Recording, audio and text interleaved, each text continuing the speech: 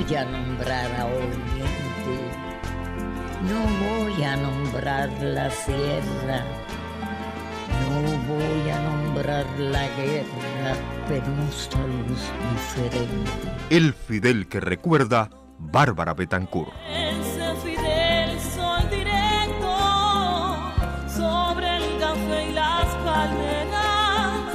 Ese Fidel con ojeras, vigilante en el Turquino.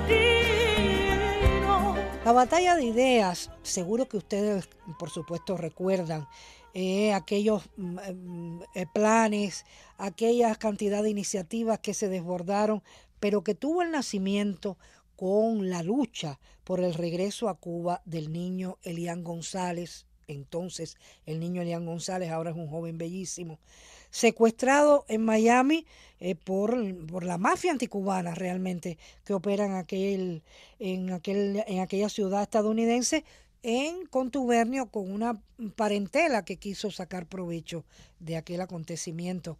Y eso nos mantuvo de manera particular muy unidos a los periodistas con el comandante. En muchísimas oportunidades estuvimos en reuniones en las que se hablaba de las estrategias a seguir. Pero en medio de esta batalla de ideas se desató la otra batalla campal que libró Fidel al frente de todo el pueblo de Cuba por el regreso a la patria de 5 cubanos injustamente condenados en Estados Unidos por luchar contra el terrorismo. Recuerdo como si fuera ayer, igualmente, el momento en que fuimos citados a la oficina del comandante, un grupo de panelistas habituales ya de la mesa redonda de la radio y la televisión cubana, para un encuentro con él, porque íbamos a empezar a abordar el tema de los 5 cubanos, de los 5 héroes cubanos que a raíz del inicio de su juicio, después de largos meses de encierro inhumano.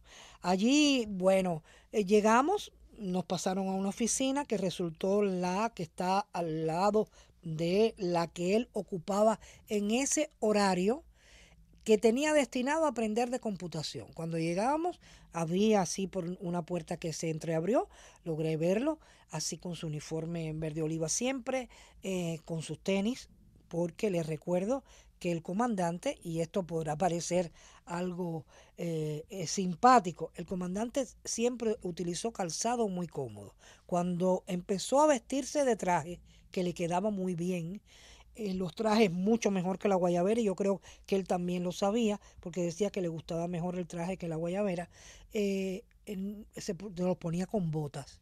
Y le decía, nos comentó en más de una oportunidad, que cuando le preguntaban por qué usaba botas, decía que esos eran los zapatos más cómodos que él tenía. Después usaba una suerte de zapatilla como tenis, o zapatilla deportiva, pero seguía usando su traje con muchísima elegancia. Y después yo veía tantos jóvenes, incluso tantos artistas que van de traje y con tenis, y yo decía, bueno, mi comandante hace rato que implantó esa moda. Pero vuelvo a la batalla de ideas y a aquellos encuentros por las tardes en la oficina, en un salón de reuniones con el comandante al lado. Estaba él estudiando computación, después venía y se incorporaba a comentar con nosotros los últimos acontecimientos, porque además era una información que había que bordar. No podíamos caer en criterios, en informaciones, en valoraciones que pudieran influir negativamente en el juicio que con toda mala saña se le seguía a nuestros 5 compatriotas en Miami. Y así fue, decía, este tema abordarlo hasta ese punto, a ti te toca tal tema. Fidel siempre fue un estratega y demostró en esa lucha en la que el primer convencido de que regresarían a casa era él, demostró cuánta razón tenía y cómo había que evaluar los acontecimientos hasta cierto punto, de cierta manera, con tales calificativos.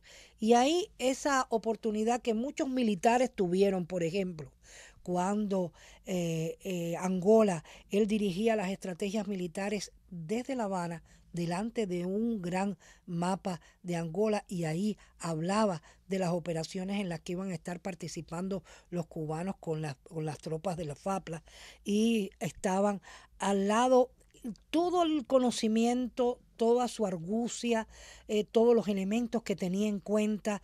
la genialidad en todos los sentidos, nosotros lo vimos ahí. Porque cada una de las recomendaciones que el comandante se daban eran muy fáciles de comprobar después en la retroalimentación que tenían esas mesas, en la reacción que se había provocado del lado de allá, que era donde queríamos. Y fueron jornadas incesantes, jornadas que no terminaban ni de día ni de noche.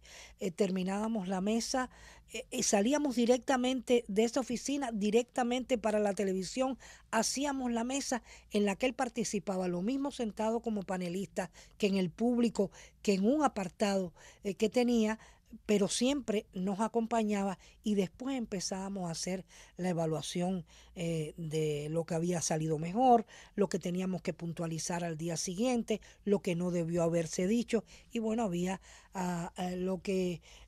la sanción, como decíamos nosotros, que era mandarnos para el banco.